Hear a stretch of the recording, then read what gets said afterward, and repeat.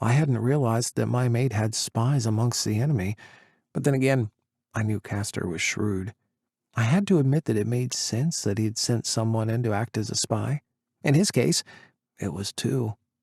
I was very proud of him and determined to make sure our own security thoroughly investigated our staff as soon as we got back home. I promised myself I was going to see to it that no one working at the house was a danger to my mate or to Violet. It wasn't my place to question security, but it was my place to make sure our home ran like clockwork. I thought that included safety. As soon as I got home, I was going to talk to Clyde, our head of security. "I am impressed, Castor," Vincent said once again, dragging me out of my wandering thoughts. "It is amazing what we have to resort to in times of war." Castor squeezed my hand, glancing over at me before looking back at our vampire friend. "Well, I just wanted to let you both know how much I appreciate your offers of support. If you don't mind helping me to plan out some strategies that you've had with people in other parts of the world, I'd greatly appreciate it, Vincent.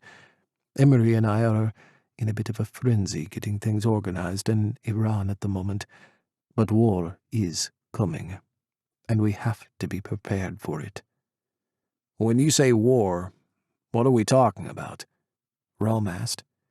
"I'm a Marine, but I'm positive I have no idea what a werewolf war looks like."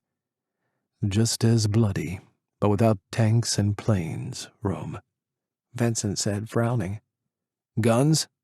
Bombs? What are we looking at here?" Rome asked, looking between Vincent and Castor. I held my breath.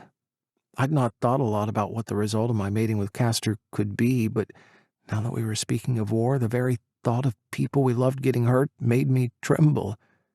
Castor seemed to sense my worry as he squeezed my fingers tighter. "Werewolves fight in wolf form, not with guns or bombs, Rome," Castor replied. He sighed, frowning deeply.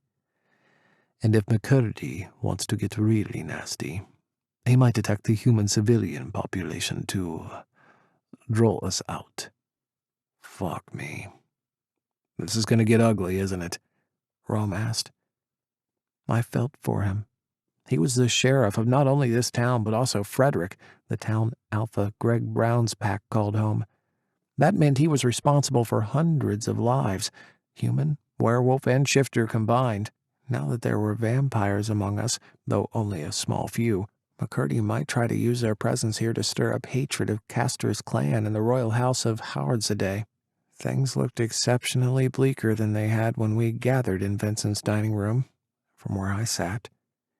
Castor nodded slowly. "I'm afraid my mating with Emery and the rejection of Penelope McCurdy has put all of us in danger, Rome. I just don't know what to say." "You don't have to say anything, my friend," Vincent said. "Whenever you tell me you're ready, I'll have 100 vampires here to help fill your ranks. You just give me the word." "The town shifters are ready to fight too," Rome said, "though I'd hope it wouldn't come to actual war." Castor nodded. "I can't tell you what that means to me. I don't know if having 100 vampires here with Greg's pack is a good idea, but I suppose it will address that and lay out the reasons why we should join ranks when the time comes, providing it's necessary at all." He turned to look at me, and for the first time all day I read hope in his eyes and heard it in his thoughts. "Emery and I are more grateful than I can say," Castor said, turning to look back at Vincent and Rome. He held out a hand. "Thank you."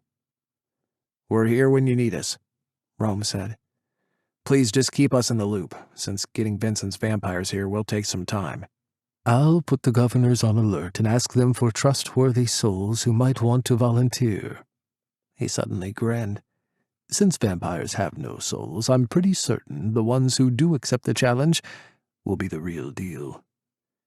Castor and I chuckled, and as the other two men took turns shaking our hands, the feeling of overwhelming dread bled away.